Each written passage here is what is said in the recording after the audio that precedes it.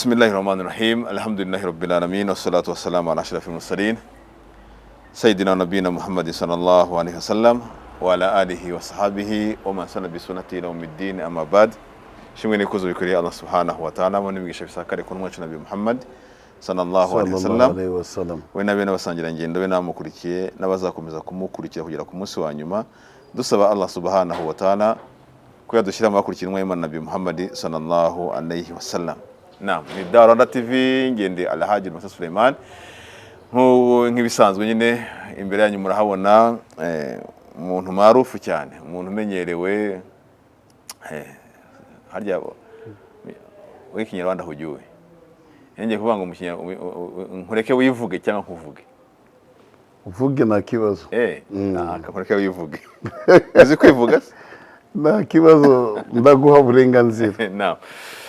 Nicaranye rero n'umuntu maarufu cyane kandi mashallah, Allah akomeza muzamure mu ntera ndetse n'urwego, kubera yuko ni umuntu ufitiye runini abayisilamu impande zose, ndetse ngira ngo tumuziho byinshi, kandi uyu munsi ngira ngo turibona mukureho umusaruro ku bibazo abantu benshi bagenda bibaza. Ariko uyu munsi turi buganire ku murongo umwe gusa, niho tugiye kuganira kugira ngo tumara impungenge abantu. Hano bakunda kugira ibibazo byinshi, ugasanga umurongo wayo abantu bavuga igihe kirekire, ariko uyu munsi no turi buganireho. Umurongo mvuga nta wundi n'uwa Bibiliya. Uyu muntu mumuzi muri Bibiliya na Qur'ani, nivuga ngo ni mu biterane bya Bibiliya na Qur'ani. Yitwa Alhaji Kamana Suleiman. Ngira ngo uyu ushobora kuba ari nk'umwaka, niba ntibeshye ushobora kuba ari nk'umwaka nk'uwa kangahera, nk'umwaka nk'uwa 9 mu Bisilamu, nibyo? Maze imyaka ingahe mu Bisilamu? Ninjiye muri 2000. Muri 2000. Sege 2000. Mbona myaka inakimbia sana. Inakwenda. 2025. Namaze kuba umuzoe. Allah akbar. Imyaka 22 mu Bisilamu urayirangiye. Allah akbar. Niko nani natekereza ko ishobora kuba ari nk'imyaka 9 8. Oya. Allah akbar. Sasa nilikuwa nimefuatilia wakati tulienda hija. Tulienda hija 2007. 2007 ndo meenda nani hija. Sasa nilikuwa nimekamatia. Umeanzia hapo. Mashaallah, nimeshakuwa senior wa. Alhamdulillah. Naam. Yitwa Kamana Suleiman, nkuko nabibabwiye. Alhaji ngira ngo yakoze umutambyi mutagatifu muri 2007. Ubu rwose ameze neza mashaallah. Ngira ngo muramubona ni umusaza amenyerewe cyane mu biganiro bihuza abayisilamu n'abakristo, ngira ngo mujya muyibona. Uyu munsi wo twifuje kwicarana nawe kugira ngo hari umurongo abantu benshi bakunda kwibazaho muri Bibiliya, umurongo ukaba benshi urabacanganya ntibabashe gusobanukirwa. Turifuza ko rero uyu munsi usobanura neza, abantu bakawusobanukirwa, bakawumva, bakamenya ibisobanuro byawo neza. Ngo nta kindi kintu tubizafuza kuganiraho, turaganira kuri uwo murongo. Kandi nongera kubwira abadukurikiye yuko ya mirongo yose abantu bahora bazengurukaho tuzayiganiraho yose kugira ngo abantu bagende bayisobanukirwa, ndetse naho uzagira umurongo bakawukubazaho uzaba ufite ibisobanuro byawo. Uyu munsi rero Alhaji, mbere yuko wenda usuhuza abadukurikiye, ndagira ngo mbanze mbabwire ngo tugiye kuganira ku murongo abantu bose bahora bafite ikibazo gikomeye, n'abakristo ba nyirawo urabayobera, buri gihe bahora bawibazaho nabo. Akantu kose bavuze niwo murongo bazana, ariko ugasanga uwo murongo nabo kuwusobanukirwa byabananiye. Uyu munsi ngira ngo ugiye gutanga ibisobanuro bihagije ku buryo nta muntu uzongera kugira inshallah ikibazo kuri uwo murongo. Inshallah. Tugoye kaze kuri Rwanda TV, wanakwibwira abadukurikiye. Ikibazo nago wavuze umurongo. Nago ndawuvuga urangije kwivuga. Okay. Alhamdulillah. Naam. Kwa kundi yabivuze, nje nitwa Alhaji Kamana Suleiman. Abantu benshi banzi mu izina rya Sege. Ndi umuvugabutumwa, umuyobozi w'abavugabutumwa bakora ibiterane ya Bibiliya na Qur'ani mu Rwanda. Niko akazi tukora na kandi kazi tufite, niyo ngiyo mu magambo make. Namazigiye mu Kisilamu, mu bishayaji ari kubivuga, ninjiye muri 2000 kugeza ubu ngubu turi muri 2022 ni ukuvuga namaze kuba nanjye doyen igikwerere mu dini abo byara ni ubu nibo twita ko ari abazari wa dini. Ubundi bajya batubwira abana banje ubu ngubu ni bazawa ariko nje ndi mujaleo twege babandi baducokoza bajya batubwira ngo tuko waingia saa 8 kabisa kuingia saa 8 wango twinjiye idini saa 8 kubera yuko tumenyereye ko ibiterane bitangira ziriya saha nyine ariko nta kibazo kubera ni icyubahiro tuyikomora kwa Abubakar Siddiq radiyallahu anhu. Naam, yinjiye dini benshi abantu bakomeye mu Islamu baingiye dini bose binjiye dini naam ngo rero Alhaji Kamana Suleiman ngira ngo aratwibwiye tumaze wenda batari bamuzi baramumenye umurongo rero nifuza ko tuganiraho Alhaji abantu benshi bagiraho impungenge nge ndifuza ko uyu munsi ufata umwanya uhagije rwose ukawusobanura niba hari n'indi mirongo iri buze kuza kusobanura ngenda gufasha gusoma kugira ngo tubashe abantu babashe kubisobanukirwa n'ubutaha hatazagira umuntu uzongera kugira ikibazo kuri uyu murongo. Ubwo ndabwira abayisilamu nkabwira n'abakristo ako cyane cyane mbwira babandi ko ari abavuga butumwa b'abakristo kubera yuko uwo murongo ni wo bakunda kwitwaza cyane berekana yuko ibyo tugiye kuvuga ahangaha ariho bashingiraho. Uyu murongo ugaragara muri Yesaya 9:5. Niyo nshaka tuganira uyu munsi. Ubwo nzajya ngenda nkubwira n'ubutaha ntago nzakubwira uwo ari wo kugira ngo ujyuza abantu babone yuko yabiri mu mutwe wawe ngira ngo wenda nuko abantu batari kureba neza na mpamvu yo kumbwira topic byose biri mu mutwe wawe byose biri Biblia yanjye iri hano mashallah. Ndagira ngo rero wenda uyu murongo tubashe kusoma gatoya. Uyu murongo nkuko namaze kwibabwira uri muri Yesaya 9:5. Yesaya 9:5. Segenda yari budusomye ariko agiye kusoma mu mutwe nuzaye n'ururimi rw'ikinyarwanda ntabwo yabishobora ariko reka mbimufashe wenda ngiye ahasomeka Bibiliya kugira ngo bisomeke mu kinyarwanda nyacyo nyine dushaka kumva noneho nyuma wowe rwa rurimi rwawe nyine ikinyarwanda uraza kubikomereza. Umurongo uravuga ngo nuko umwana yatuvukiye duhawe umwana w'umuhungu ubutware buzaba ku bitugu bye azitwa igitangaza umujyanama Imana ikomeye data wa twese uhoraho umwami w'amahoro. Uyu murongo iyo umuntu awusomye nanjye usomye gutya mpita numva ko uyu mwana uri kuvugwa ahangaha ari Yesu. Bitewe wenda n'ibyo mba nifuza kugira ngo n'inyigisho baba bahaye twarahawe mpita numva ko uyu mwana ari Yesu. Ndagira ngo rero udufashe gusobanukirwa ese koko uyu murongo ibisobanuro byawo nyabyo ni ibihe. Murakoze cyane bavandimwe reka mbifurize amahoro ya Nyagasani kwa kundi na Yesu n'abamarayika bose n'intumwa zose bifurizanaga amahoro ya Nyagasani ntago bavugaga ibindi Yesu ashimwe Yesu akuze shalom isalamu y'ukuri torabiganiye kera assalamu alaikum wa rahmatullahi wa barakatuh. Mu by'ukuri umurongo mwatanze ni byiza cyane ndashaka kubisobanura kugira ngo umuntu wese aprofite iyo occasion nawe niba mubaza azamenya uburyo bwo kusubiza mu uyu murongo. Inyandiko twabonye muri Yesaya 9:5 mu inyandiko mu by'ukuri uvuga hariya mu inyandiko ni Yesaya ari kuvuga ariko hano Yesaya ari kuvuga tuzi amateka ya Yesaya yarakundaga kuhanura.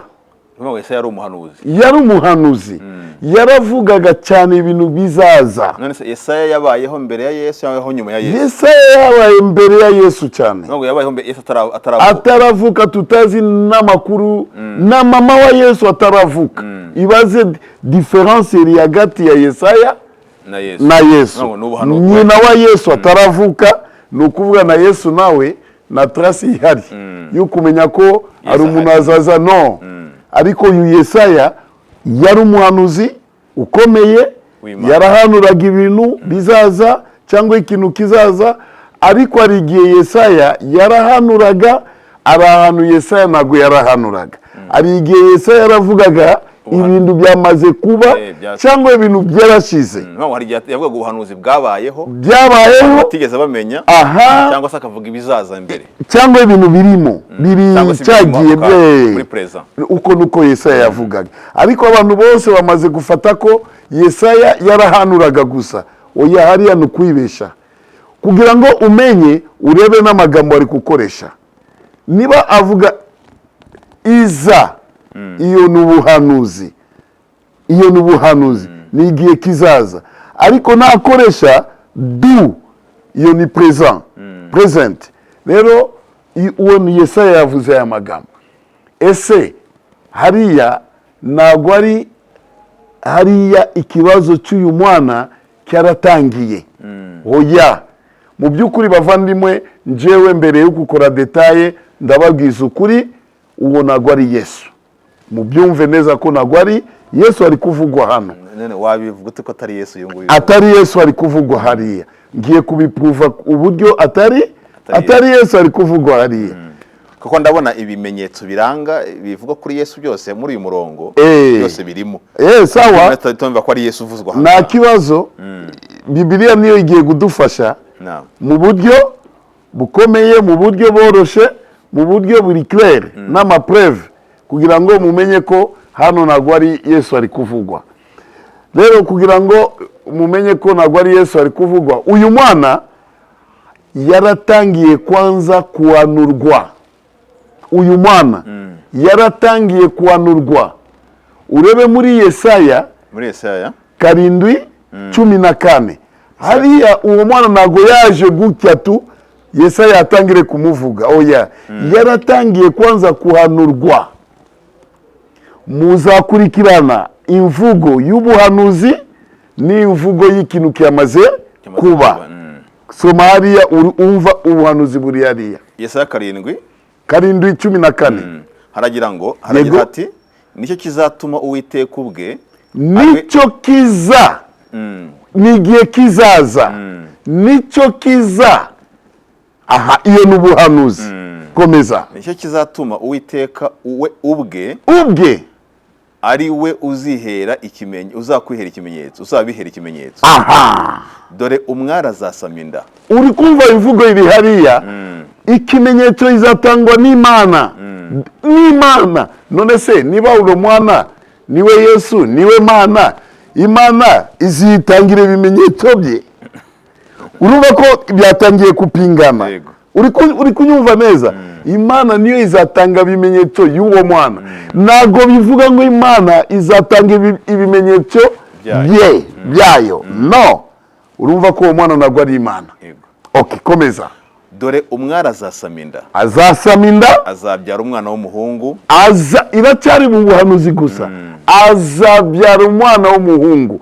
Ese niba uwo mwana ko bavuga hariya muri Yesaya 9:5 ni Imana, ese uwo mwana no Imana ni Imana muhungu? Imana ni umuntu. Imana ntabwo ari umuntu. Imana yabona umuhungu. Komeza. Amwite izina Emmanuel. Amwite izina Emmanuel. Emmanuel, iyi zina abantu bakunda kwibesha cyane. Na abantu benshi bafite iyi zina.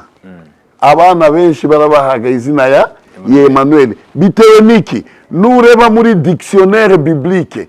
Ma dictionnaire iratandukana. Ari dictionnaire biblique n'ama dictionnaire bisanzwe y'igifaransa, y'icyongereza, y'ikinyarwanda, na Bibiliya nayo ifite dictionnaire yayo irasobanura ibigambo byose biri muri Bibiliya mu bantu bize theologie. Ntabwo ari abantu bari forme gusa kuba pasteur, n'umuntu yize theologie aziko Bible ifite dictionnaire yayo.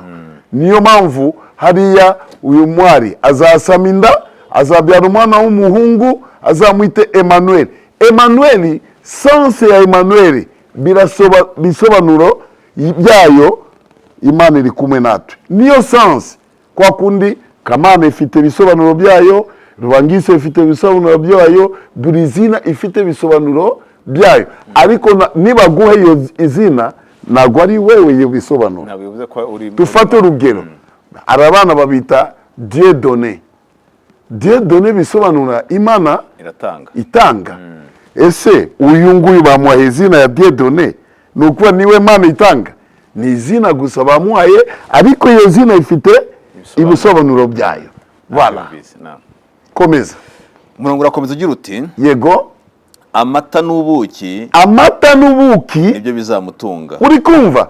Amata n'ubuki niyo bizatunga uyu mwana. Kandi mu buzima bwa Yesu yaryaga n'imigati n'ifi, ariko uyu nguyu yazatungwa n'amata n'ubuki. Biratandukana nuko Yesu yakuriye. Yesu yaje hano Misiri, ibiryo barya Misiri turabizi twese, ntago bihuriye na mata n'ubuki. Urumva ko biyatangiye deja kushira Yesu ku ruhande. Tureke n'amarangamutima, bitangira gushira Yesu ku ruhande. Komeza. Kugeza aho azamenyera ubwenge bwo kwanga ibibi agakunda ibyiza. Voilà. Uyu mwana mu myaka uburyo bizagezaho azamenya ubwenge, ibibi n'ibyiza. Uyu mwana hariya niyo buhanuzi bwe baratangiye. Hano baramuhanura. Nyuma yo kumuhanura turategereza sasa igihe umwana azavuka. Kubera bamaze kumuhanura, abantu barategereza uyu mwana azaboneka ryari. Reka tubereke aho umwana yaje kuboneka. Inda irinjira n'izina ivuye mu ijuru ikamanuka nayo n'umugore akabyara. Hariya turi muri Yesaya 7:14. Ni shene y'ubuzima y'uyu mwana. Turazamuka muri Yesaya 8:3. Umva suite y'uyu mwana. Yesaya 8:3. Aha. Yesaya 8:3 aragira ati, yego, nuko njya ku muhanuzikazi. Iyo promesse Imana yatanze, njya ku muhanuzikazi asama inda. Uri kumva? Iratandukana n'ubuhanuzi sasa. Inda irinjira. Asa. Ntabwo ari azasa. Asa. Acha. Niba uri umunyarwanda nawe uri kubyumva. Hano muri Yesaya 7:14 barahanura. Ariko bigeze aho ku Yesaya 8:3 ntabwo ari ubuhanuzi. Asama inda. Abyara umwana w'umuhungu. Abyara ni present. Abyara umwana w'umuhungu. Kwa kundi baravuze muri Yesaya 7 ngo azabyara umwana w'umuhungu. Azabyara umwana w'umuhungu. Abyara umwana w'umuhungu. Ntabwo bipingana. Uwiteka aherako aramubwira ngo, Uwiteka yaratubwiye muri Yesaya 7:14 ibimenyetso niwe azabitanga byose. Umva uko Imana yavuze sasa. Uwiteka aherako aramubwira ngo izina raje ivuye mu ijuru. Maheresharalishabazi. Iri zina ni hatari. Uri kumva iyo zina? Ni ndende. Rirerire kabisa. Sasa turashaka kukompara shere. Umfashe. Naam. Hano Imana iramanura izina. Umwite Maheri Shalali Ashibazi. Sawa? Iyo niyo zina ivuye mu ijuru. Imana irakomanda. Turebe kuvuka kwa Yesu. Turebe kuvuka kwa Yesu. Ese niyo zina Imana yamanuye. Bamwite uyu Yesu muhungu nawe. Niyo zina. Hano ni Maheli Shalali Ashibazi. Turebe kwa Yesu. Udusomere muri Luka Luka umurongo wa igice cya mbere umurongo wa 26. Luka 1:26 haragira hati mu kwezi wa gatandatu. Uri kumva uwumva amateka ya Yesu n'uyu mwana na hantu bihuriye. Mu kwezi kwa gatandatu marayika Gaburiyeli atumwa n'Imana mu mudugudu w'i Galilaya. Urumva uyu nguyu biratandukana uyu nguyu. Uyu Imana yonyine niyo yazanye amakuru. Hano ni marayika yatumwe n'Imana ku mugore. Komeza. Mu mudugudu w'i Galilaya witwa Nazareti ku mwari wari warasabwe n'umugabo witwaga Yosefu. Urukumva mu nzu ya Dawidi. Mama w'uyu nguyu yarafite fiancé, ariko mama w'uyu nguyu nta fiancé yarafite. Biratandukana. Hano turi muri analyse grammaticale schématique. Na kintu tugiye kutsiga. Izina ry'uwo mwari yitwaga Mariya. Hano batanze izina ya mama w'uyu nguyu. Ariko hano muri Yesaya 7:14 na zina batanze. Biratandukana ya Yesu. Naam. Amusangaho yarari aramubwira ati na amahoro urahiriwe. Icyambere hano ni salamu, ariko hariya ku 7 Yesaya na salamu ihari. Komeza. Umwami Imana ari kumwe nawe. Umwami Imana ari kumwe nawe. Ryazina Emmanuel n'ubundi. Nsobanura n'iryo bijanga. Tukomeze. Ariko we ahagarika umutima cyane w'iryo jambo. Yego. Atekereza iyo ndamutso icyari cyo. Yego. Marayika aramubwira ati witinya Mariya. Hano ni kiganiro cya marayika nande na Mariya. Ariko iyo kiganiro nago byari hariya muri Yesaya 7:14. Hariya ni Imana yonyine. Hano ni marayika. Komeza. Kuko uhiriwe ku Mana. Kandi dore uzasaminda. Urukumva? N'uyu hano n'ubuhanuzi. Yego. Marayika yazanye kwande. Njewe ndashaka kubaza abakristo. Bansubize. Uzasaminda. Inda ya Yesu yinjiye gari. Ariko uyu muhungu inda ye igiye yinjiye Bibiliya irayivuga. Kwa Yesu nago tuzigiye inda yinjire. Komeza. Naam. Uzabyara umuhungu uzamwite Yesu. Stop. Uzabyara umuhungu uzamwite Yesu.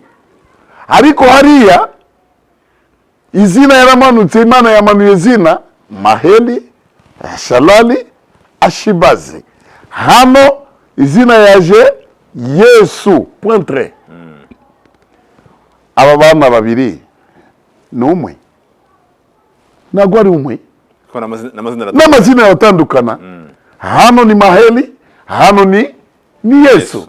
Uyu afite amazina atatu, uyu afite izina imwe ivuye mu ijuru. Ese gute wewe n'umuntu ufite ubwenge, Imana yaguhaye ubwenge, ushobora kuvuga ko uyu mwana muri Yesaya ni Yesu? Nibishoboka. Tusubire muri Yesaya. Urumva ubuhanuzi bwa Yesu buratandukana kure n'ubuhanuzi buyu bwa Maheli. Hano muri Yesaya 8:3. Kasubiremo muri Yesaya 8:3. Yesaya 8:3 haragira hati Yego. Nuko njya ku muhanuzikazi. Nuko njya present. Ku muhanuzikazi. Asaminda abyara umwana w'umuhungu. Uwiteka aherako aramubwira ngo mwite Maheli Shalali ha Shibazi. Stop. Urumva ubuhanuzi buratandukana bavandimwe. Uyu mwana nagwa ari Yesu. Hariya turi muri Yesaya 8:3. Histori irakomeza hariya kugeza kuri Yesaya 9:5. Yesaya amaze kureba umwana ari mu kitanda, bamaze kumubyara.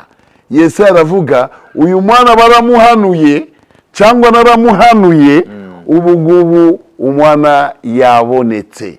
Reka nitangaze, reka muvuge, reka nishire hanze sasa. Yabaye itangazo. Yesaya araguruka akatangaza by'uyu mwana. Turi kumwe? Soma 9:5. Yesaya 9:5 haragira shene uko ibintu byaje. Nuko umwana yatuvukiye. Yesaya hano muri 7 yaravuze ubuhanuzi. Aza. Ariko hano umwana ko amaze kuvuka arahindura imvugo aravuga bikira ubuhanuzi dore umwana yamaze kuza ubuhanuzi bwarangiye tugiye kuri present dore umwana nuko umwana yatuvukiye she duhawe umwana w'umuhungu duhawe umwana w'umuhungu simama kidogo pale agarara dore umwana ya muri verbe mu kinyarwanda yatuvukiye ni igihe cyashize ni igihe cya nona cyangwa ni igihe kizaza ni igihe cya nona duhawe ni igihe cyahe ni igihe ki duhawe ni igihe cya nona Yesaya ari kuvuga duhawe umwana w'umuhungu kumwita Yesu ni Imana none se Imana yabo ni umuhungu umuhungu iragaragaza afite kitina gabo umukobwa afite gitina gore niba avuga ko uyu Yesu ni Imana ni ukuvuga afite gitina gabo Imana yabo ni umugabo ni umuhungu nibishoboka kandi nitusoma muri Yohana 4:24 baravuga Imana ni umuka Imana ni umwuka umuka afite gitina ashwi mbese wama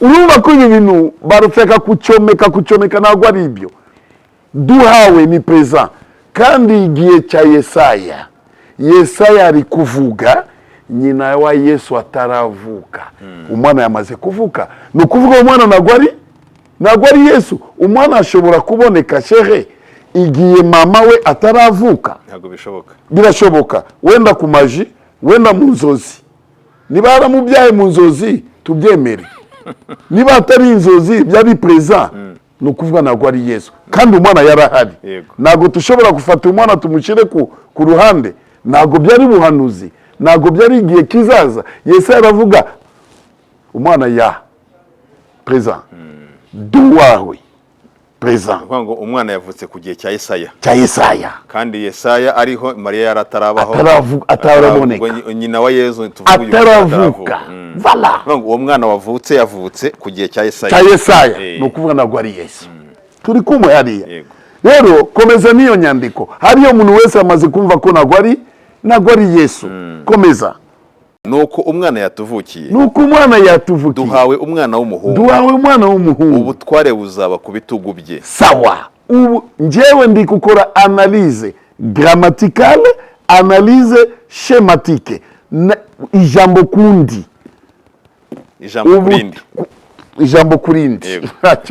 urakoze kunkosora ikinyarwanda cyanjye kirarwaye kabisa rero ubutware izaba mu bituku bye tubaze Yesu iyo ubutware bari kuvuga hano shere ni ubutware bukwinjiza abantu mu ijuru cyangwa kwinjiza abantu mu muriro umunsi w'imperuka tubaze Yesu iyo butware urayifite uzi umunsi w'imperuka ni wowe uzinjiza abantu mu ijuru somera Matayo 24:36 Matayo icyambere Yesu tugiye kumubaza iyo butware arayifite y'ukumenya umunsi w'imperuka cya kabiri ese ni wowe uzinjiza abantu mu ijuru ibyo nibyo tugiye kureba niba atabifite iyo bubasha iyo butware nayo afite ni ukuvuga uyu mwana ntabwo ari Yesu Matayo 24:36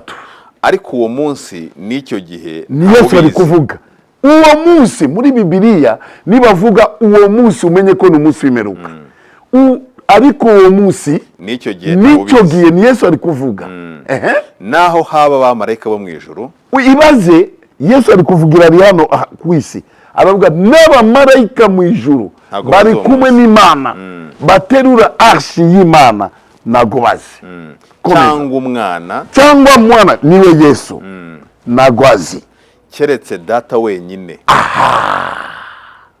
keretse iyo ni ububasha bwa mbere Yesu nayo afite mu gituza cye yo kumenya umunsi w'imperuka tugiye kubaza Yesu ese kwa kundi utazi n'umunsi w'imperuka ese ni wowe uzinjiza abantu mu ijuru tuvuge ko biri mu bituza bwawe mu bushobozi bwawe isomera Matayo 20:20 Matayo 20:20 igihe hajya ari gushakisha umurongo hano iyi nyandiko igiye kutugaragaza iki ari umugore nawe yarafite iyo imani azi ko Yesu niwe Mana, ububasha arabufite y'umunsi w'imperuka no kwinjiza abantu hehe mu ijuru. Umugore yarakundaga abana be cyane, akazana abana babiri imbere ya Yesu aramufukamira.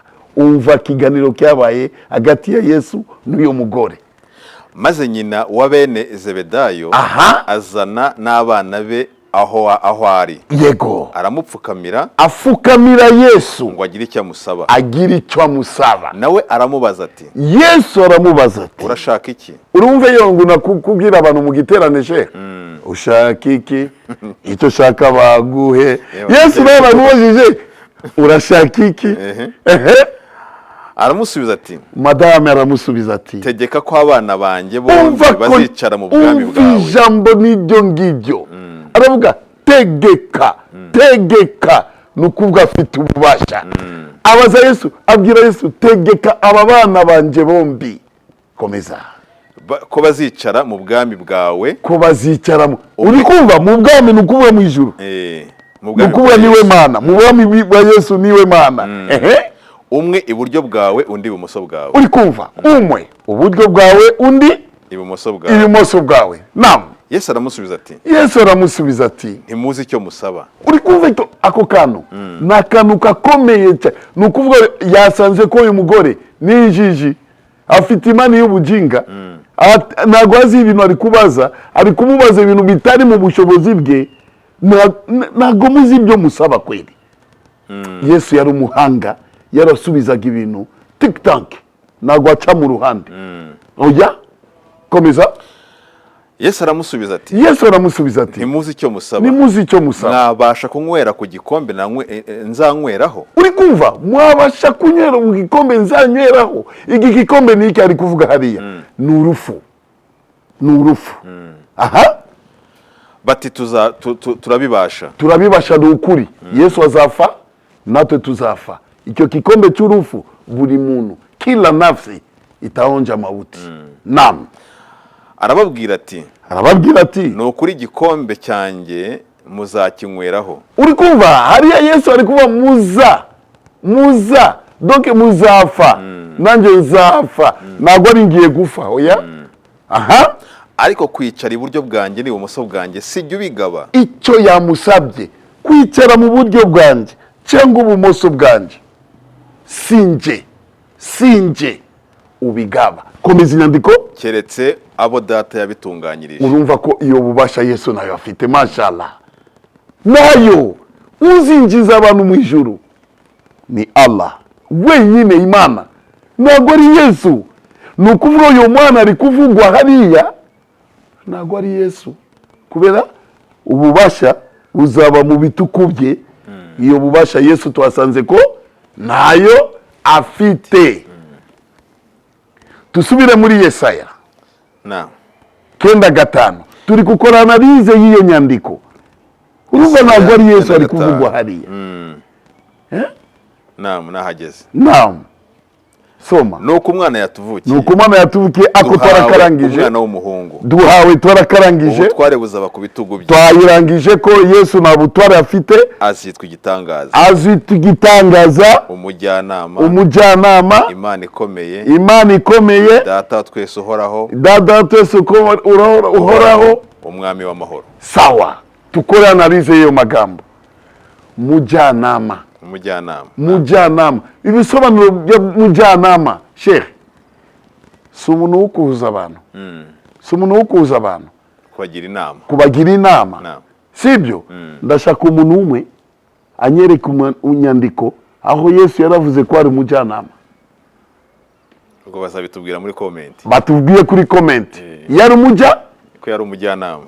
Umujyanama ni umuntu wo kuza abantu, guhuza abantu bashamiranye, cyangwa se akabagira inama. Ariko reka tumve Yesu yaravuze yaje kuba mujyanama cyangwa yaje gute. Matayo 10:34. Matayo 10:34. Aha.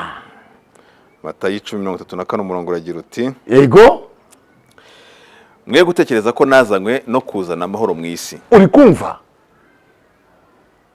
Yesu aravuga nimukatekereze ko nazanye amahoro ku isi. La! uyu ni mujyanama. Soma. Sinaje kuzana amahoro. Aha. Ahubwo naje kuzana inkota. Inkota, akazi k'inkota twese turi hano nukugabura migati. Inkota, mujyanama ashobora kuzana inkota. Ntago bizi. Mujyanama aze n'inkota. Inna lillahi wa inna ilaihi rajiun. Wallahi barafata icyubahiro cyundi muntu bakaha Yesu gusa. Iyo ni bufanatisme bwa APR. Njo nkunda APR. Ariko sinshobora kuvuga APR ni ikipe y'igihugu. Iyo nukubibeshera. Kubera kuyikunda cyane. Kubera ndayikunda cyane imyenda yanjye yose nureba mikara nyinshi cyane na n'umweru. Ariko sinshobora kuvuga ko APR ni igihugu. APR niyo ekipe nationale. Mavubi irahari ariko APR irahari. Tumuhe Yesu icyubahiro cye n'Imana icyubahiro cye. Komeza inyandiko. Inyandiko irakomeza igira iti koko naje gutanya umwana na se. Umva amagambo, naje gutanya umwana na se, umukobwa na nyina, umukazana na nyirabukwe, abanzi b'umuntu yego bazaba abo mu rugo rwe. Mujyanama wo gutandukanyije abantu. Kutanya nyirabukwe na se kinzi koko shehe. Iyo ni inama. Ni mujyanama kweli? Gute jameni. Iyo ni Biblia ndi kuvuga. Ntabwo ari Qur'ani. Niba natanze umurongo wa Qur'ani bazavuga iyo Qur'ani yabo ntabwo tubishaka. Iyo ni Biblia sasa. Muri Yesaya mujyanama tuwasanze ko Yesu ntabwo yari mujyanama. Kubera ikintu cyamuzanye Yesu no kwigisha amagambo yande y'Imana. Tubisoma muri Marko 1:30. Nase sege. Naam. Uyu murongo ubu ngubu tuvuge ko ari umurongo wavuye ku Mana, uyu murongo uvuza gutanya abantu abakazana na Evangile. Evangile. Ni gitabo y'Imana yahaye Yesu. Ariko none se tubyemere tubipinge. Hangaha iyo dusonye dusanga kuri twebwe abisilamu. Hano iyo dusonye titre yahangaha turasanga ari Evanjili ya Matayo. Yesu Evanjili ya Matayo ni Evanjili ya Yesu biraza guhurara. Sasa ko numva ingiri nk'amakakaye. Ikibazo kiri hariya ndumva mu misi yashize ndayifite muri telefone. Ni ikibazo cyabaye gute kubera igihe Yesu yari hano kwisi, igihe Yesu yigishaga nta muntu yandikaga. Nicyo kibazo bahuye nayo. Yesu amaze kugenda imyaka 40 yashize. Yesu amaze kugenda nuko abantu baje kwicara baravuga murabizi ko turi kuzubara.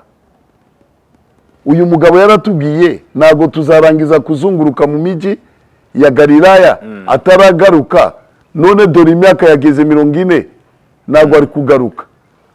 Ibi amagambo yigishaga bizagenda gute? Reka tutangire kuyakusanya. Sasa muri français niyo iri clair. Évangile selon Matthieu. Nukuvuga Evanjili ya Yesu biterwa na Matayo. Evanjili ya Yesu biterwa na Mariko. Evanjili ya Yesu biterwa na Luka. Evanjili ya Yesu biterwa na kanaka.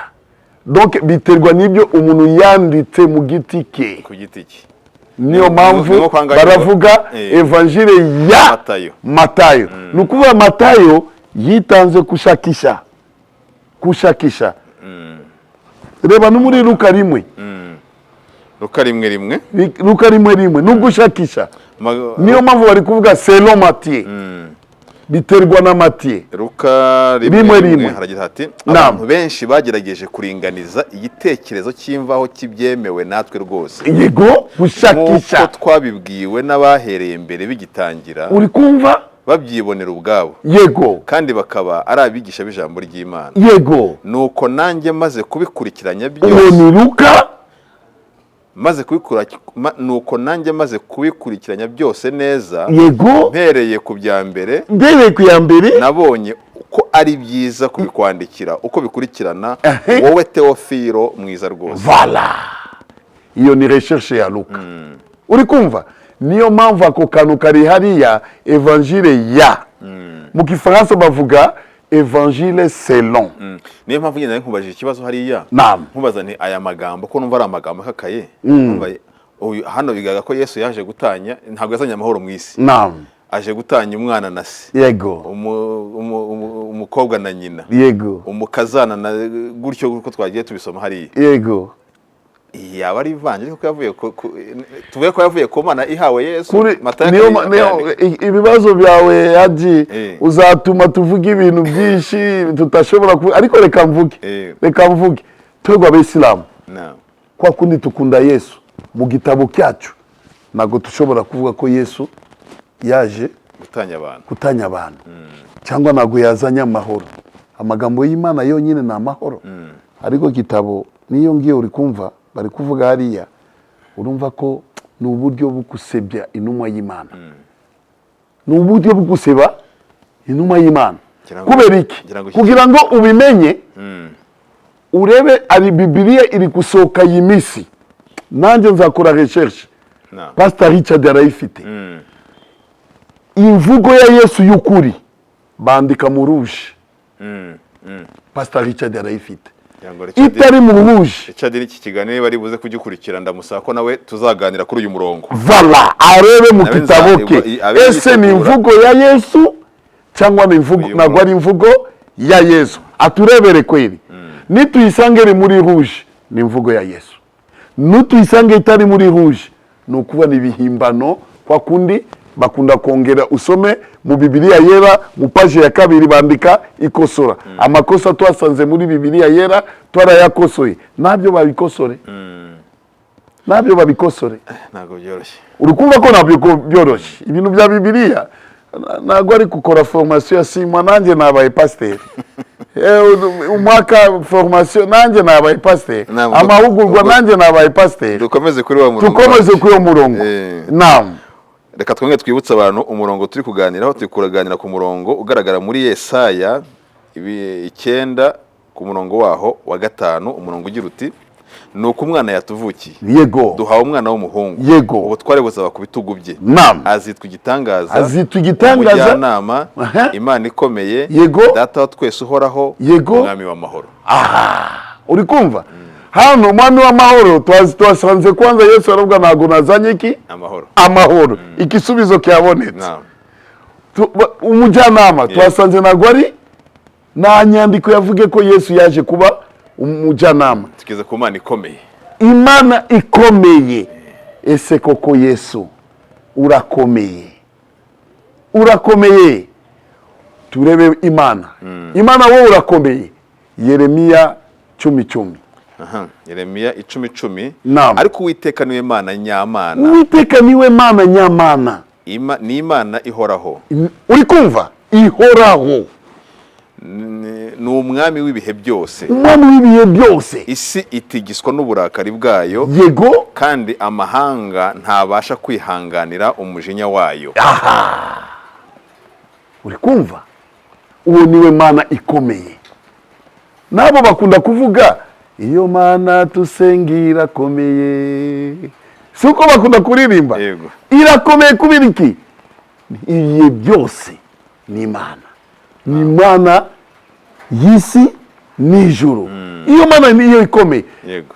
Ni hehe Yesu yaravuze ndi Imana ikomeye. Hehe she baduhe bisubizo. Muri comment. Muri comment. Imana irakomeye. Nibishoboka. Yesu na shetani yaraje kumugerageza. Iramubwira zamuka hariya wijugunye niba koko umwana w'Imana. Sasa Imana n'umwana namusega ngira ngo wenda iki kiganiro ubutaha nabona kibaye kirekire cyane, ariko ubutaha ndifuza yuko wenda tuzahera hano nanone tukazakomeza ko none twinjira muri topic izabikurikiyeho. Okay. Reka tugushimire rero. Ariko mu kurangiza urebe muri Yesaya 9:5 mu bisobanuro hasi muri Bibiliya ntagatifu kugira ngo aya magambo yose navuze. Yego. ukuri igaragare mu bahanga banditse Bibiliya na gatatu. Yesaya 5:9 haragira hati mu bisobanuro umwana yatuvukiye. Umwana yatuvukiye. Uwo mwana niwe Emmanuel wavuzwe muri 7:14. Umurongo natanze imbere no umuhungu wa Ahazi. Uri kumva papa we? Ni umuhungu wa Ahazi. Azima ingoma. Akitwa Hezekiya. Ivuka ry'uwo mwami ritanze uburyo bwo gusaba Imana ibihe by'ubutabera. Voilà. Itwa Hezekiya. Ngira ngo wenda tuzabiheraho. Sawa.